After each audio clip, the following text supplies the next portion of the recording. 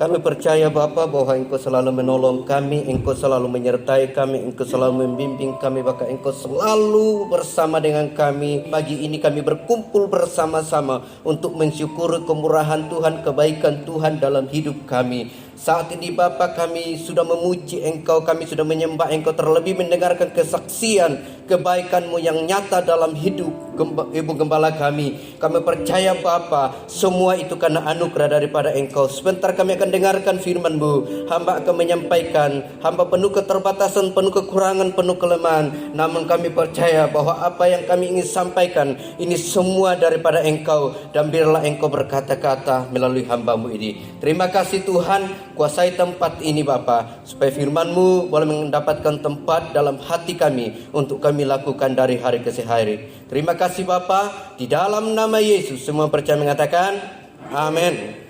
Puji Tuhan, silakan duduk. Apa kabar semua? Haleluya. Terima kasih Bapak Gembala dan semua rekan-rekan sekerja Allah yang mempercayakan kepada saya untuk menyampaikan sharing firman Tuhan di pagi yang indah ini. Beberapa kali saya mengikuti doa pagi, saya sangat diberkati oleh firman Tuhan yang disampaikan oleh hamba-hamba Tuhan yang dipakai Tuhan dengan luar biasa, rekan-rekan sekerja Allah. Mulai dari Korea Light, waktu itu di sana berbicara, kalau tidak salah Om Yokem berbicara tentang unity atau kebersamaan. Lalu disambung dengan khotbah Bapak Gembala kemarin, kita jangan dikalahkan dengan ketakutan, dan juga disampaikan oleh Bapak Santoso kalau tidak salah, itu kita boleh takut tapi jangan ketakutan itu menghantui kita. Nah kemarin kami ikut komsel di tempatnya Pak Pendeta di Parungnya. Di sana saya sangat diberkati juga sharing oleh Bapak Gembala. Di situ saya menemukan satu pengertian yang luar biasa yang selama ini saya hanya mengerti tentang mencari secara duniawi, yaitu bisnis. Itu yang saya temukan. Tapi ketika Bapak Gembala kemarin sharing di sana, bahwa bagaimana mungkin ketika kita dekat dengan si A, terus kita datang ke si B untuk meminta, tidak mungkin. Salah satu contoh, saya dekat dengan Pak Yusak, terus saya datang minta sama Pak Gembala, tidak mungkin Bapak Gembala akan kasih ke saya. Dan itu diungkapkan di sana. Lalu di dalamnya terselip di dalam Matius 7 ayat 7, dikatakan di situ adalah mencari. Saya menemukan, saya garis bawah di situ. Saya langsung tepuk paha saya waktu Bapak Gembala mengatakan begini. Mencari artinya mencari wajah Tuhan, mencari Allah dengan sungguh-sungguh. Ketika kita sudah mencari dengan sungguh-sungguh, pasti Tuhan mengabulkan apa yang kita inginkan. Tetapi tidak semuanya. Tentunya ada syarat yang sudah dikatakan oleh Bu Gembala tadi. Nah, pagi ini saya ingin kita baca ayat terpendek di dalam Alkitab Perjanjian Baru, yaitu 1 Tesalonika pasal 5 ayat yang ke-17. Saya pikir kita semua hafal ini. 1, 2, 3. Tetaplah berdoa. Kalau kita tidak hafal ayat ini, keterlaluan. Iya, dari bangsa kita, dari Sumatera, keterlaluan lah kita kalau tidak menghafal ayat ini. Iya, karena ini ayat terpendek dalam Alkitab. Tetaplah berdoa. Nah, karena waktu yang membatasi kita, maka saya meringkas saja. Mengapa kita harus tetap berdoa? Paulus bukan merujuk pada sikap tidak berhenti bicara, namun pada sikap kesadaran akan Allah dan penyerahan total kepada Allah setiap saat. Setiap waktu hidup kita dihidupi dalam kesadaran bahwa Allah beserta dengan kita dan bahwa Dia terlibat secara aktif dalam pikiran dan perbuatan kita. Hari ini saya ingin share firman Tuhan tentang topik kuasa kesehatian dan kesatuan melayani Tuhan. Dia mengajar orang-orang di Kolose untuk bertekunlah dalam doa dan dalam pada itu berjaga-jaga sambil mengucap syukur. Paulus menasihati orang-orang di Efesus juga bahwa sebagai senjata dalam peperangan rohani kita harus seperti yang sudah diungkapkan oleh Pak Pendeta, bahwa perlengkapan senjata Allah. Cuma Tuhan yang saya kasihi dalam Yesus, melalui doa yang tetap kita lakukan, kita belajar menyesuaikan keinginan dan hidup kita dengan kehendaknya. Amin. Sudah diungkapkan tadi oleh Ibu Gembala, tentunya sesuai kehendak Tuhan. Dan itu tercatat dalam 1 Yohanes 5 ayat 14. Ya, nanti kita akan cover kepada Matius nanti. Yang kedua, hanya ada satu cara untuk dapat menangkis semua godaan itu, yaitu dengan berdoa dan berjaga-jaga. Berikutnya, semakin hari semakin dekat dengan Tuhan, karena doa dapat memberikan ketenangan, seperti diungkapkan oleh Raja Daud di dalam Mazmur, bahwa hanya dekat Allah saja hatiku tenang. Ya. Yang berikutnya, doa membuat kita tetap terhubung dengan Tuhan. Doa memberikan penyembuhan. Doa memberikan pengampunan. Doa memenuhi keperluan. Doa membuat kita mengetahui kehendak Allah. Doa membuat kita semakin bertumbuh di dalam Kristus. Doa mengajarkan kita arti mengasihi, dan doa dapat mengusir setan. Amin. Kita baca di dalam Matius 18 ayat 19 sampai yang ke-20. Matius 18 ayat 19 sampai yang ke-20. 1, 2, 3. Dan lagi aku berkata kepadamu, jika dua orang daripadamu di dunia ini sepakat meminta apapun juga, permintaan mereka itu akan dikabulkan oleh Bapa yang di surga. 20. Sebab di mana dua orang atau tiga orang berkumpul dalam namaku, di situ aku ada di tengah-tengah mereka. Ini menjadi satu ayat favorit kita. WL mengungkapkan, hamba Tuhan mengungkapkan, setiap kita berdoa, di mana 1, 2, 3 orang berkumpul, Yesus hadir di tengah-tengah mereka. Artinya ada otoritas yang ada di dalam orang yang berkumpul. Ayat 19 yang perlu kita garis bawahi di situ, yang saya tekankan di sini adalah, jika dua orang daripadamu di dunia ini sepakat, katakan sama-sama, sepakat. Kalau kita di tempat ini sepakat berdoa, datang berdoa dengan satu tujuan, untuk kemajuan gereja, untuk kemajuan keluarga, untuk kemajuan apa yang Tuhan percayakan dalam hidup kita, pasti Tuhan mendengar. Amin. Tapi kalau kita tidak sepakat, itu tidak akan terjadi. Ya, tidak akan terjadi. Dalam hal ini setiap kita harus berdoa. Doa akan membuat kita menjadi siap dalam menghadapi keadaan, kuat, tenang, dan memperoleh damai sejahtera. Karena kita menghadirkan kerajaan surga di dalam kehidupan kita. Dengan berdoa, komunikasi dengan Tuhan akan tetap terjaga, sehingga dalam setiap keadaan yang terjadi, kita dapat mengerti dan memahami arti daripada keadaan itu yang ada dalam lingkup rencana Tuhan. Karena Tuhan itu adalah maha hadir di dalam setiap aspek kehidupan kita. Amin. Sesuatu yang sangat penting dalam persekutuan doa adalah kesepakatan atau kesatuan hati, pikiran. Ada kuasa yang luar biasa, itulah kuasa supranatural dari Tuhan. Bayangkan kalau kita buat berdoa. Di tempat ini saya percaya hamba-hamba Tuhan sangat mengerti. Begitu bebannya berat kalau seorang gembala. Bayangkan sekian banyak orang didoakan setiap hari, setiap malam. Kita juga sebagai umat Tuhan, sebagai penopang-penopang, sebagai rekan sekerja Allah, harus mendukung gembala di dalam doa. Amin. Kita tetap bersinergi untuk tetap bersatu, sepakat untuk berdoa. Dan apa yang menjadi visi misi, apa yang menjadi rencana yang Tuhan taruh di dalam diri gembala atau pemimpin kita, itu nyata dibuka oleh Tuhan. Amin.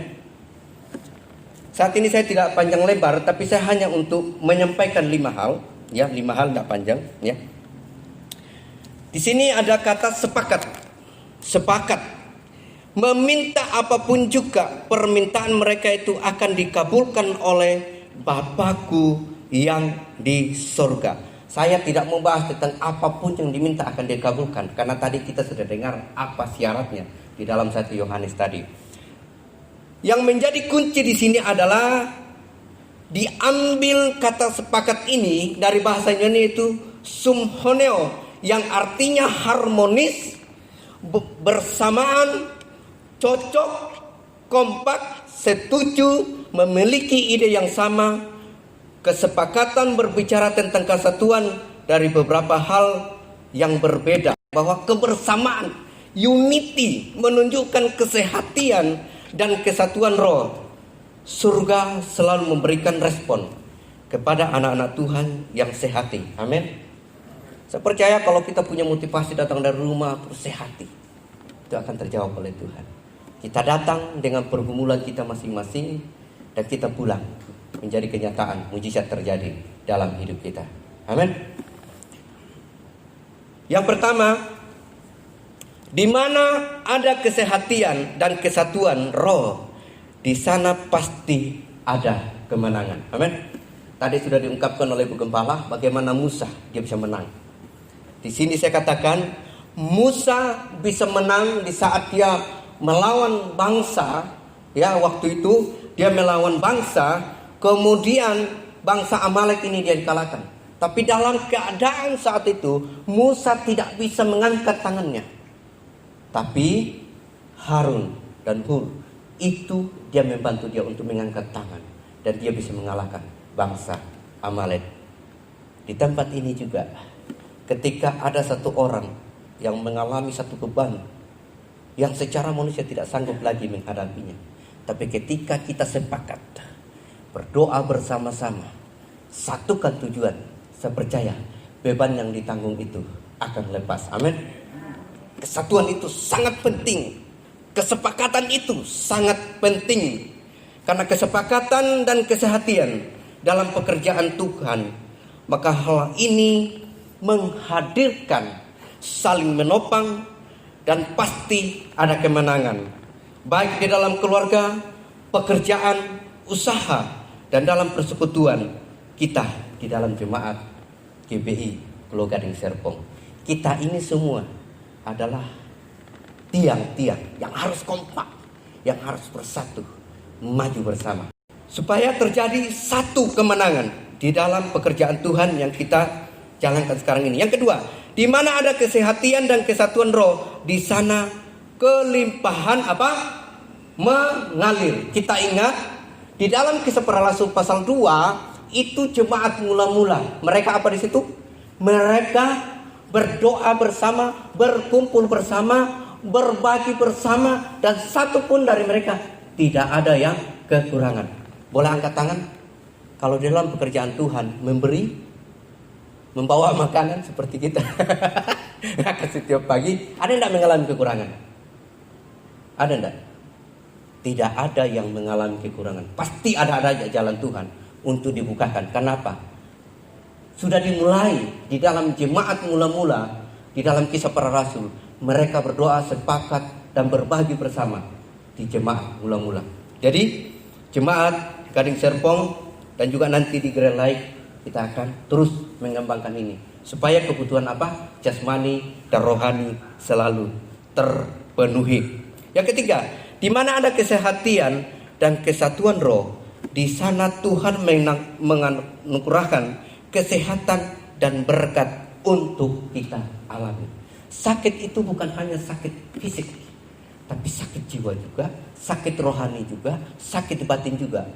Cara untuk mengobati sakit batin, cara untuk mengobati sakit jiwa paling manjur itu adalah melalui doa. Amin. Paling manjur itu melalui doa. Sakit hati itu hanya bisa disembuhkan melalui doa. Kenapa banyak orang kena kanker?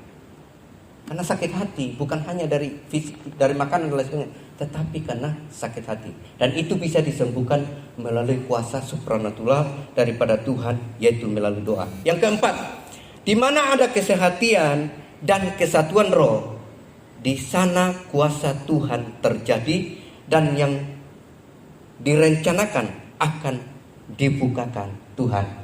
Dalam Kejadian 11 ayat 6, dan ia berfirman, mereka ini satu bangsa dengan satu bahasa. Untuk semuanya ini barulah permulaan usaha mereka. Mulai dari sekarang, apapun juga yang mereka rencanakan, tidak ada yang tidak akan terlaksana. Mulai dari sekarang, apapun yang mereka rencanakan, tidak akan yang tidak terlaksana. Amin kan ini? Bahwa tidak ada yang tidak terlaksana apabila kita hidup dalam kebersamaan, kesepakatan untuk meminta kepada Tuhan. Yang kelima, di mana ada kesehatian dan kesatuan roh, di sana kuasa Tuhan terjadi, dan apa yang direncanakan, damai sejahtera yang melimpah. Amin. Kita ikut Tuhan itu enak loh. Selalu damai, selalu sukacita. Walaupun minum kopi secangkir ya Pak Yusak ya, tapi tetap haujek loh. Enaknya tetap aja. Tapi sekalipun juga kita minum susu sekentong ya, satu termos, tetap kalau tidak disertai dengan ucapan syukur di dalamnya. Lalu yang terakhir, di mana ada kesehatian dan kesatuan roh, di sana kuasa Tuhan memberikan kedamaian, sukacita yang melimpah-limpah dalam hidup kita. Semua ini bisa terjadi jika kita ikat dengan landasan firman Tuhan. Tidak ada yang mementingkan diri sendiri. Semuanya kita melakukan seperti dikatakan Rasul Paulus dalam Korintus. Lakukanlah segala pekerjaan seperti apa? Melakukan untuk Tuhan. Jangan sampai ada pelayan Tuhan melakukan pekerjaan terus dilihat Bapak Gembala, terus dilihat si A dan dilihat si B. Mau dilihat siapapun, yang penting apa? Melakukan seperti untuk Tuhan. Itu yang utama di dalam kuasa kesehatian dan kesatuan melayani Tuhan. Amin. Kita angkat pujian, hanya dekat dengan Allah kita bisa merasa tenang. Saya minta WL tadi bantu saya.